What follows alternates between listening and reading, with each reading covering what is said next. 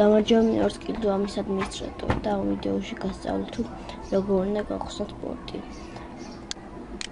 შედიოდი start menu-ში, მერე settings, network connections,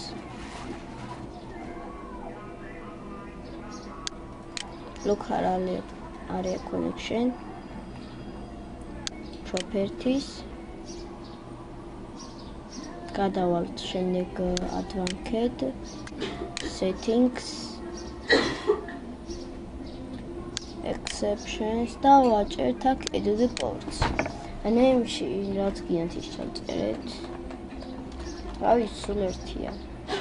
და კი ჩაწერეთ ის port number-ი, რომლითაც გინდათ ბოლოდებოდეს თქვენი სერვერის IP. მაგალითად იყოს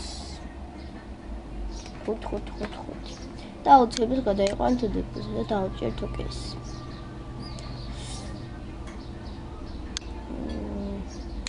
როგორც ხედავთ, ეს პორტი დაემატა და აუცილებლად დავამახსოვრებინოთ. სულ ეს იყო, თუ რამე მკითხებით და გიგავიჩნებათ, დადავთ კომენტარების სახით.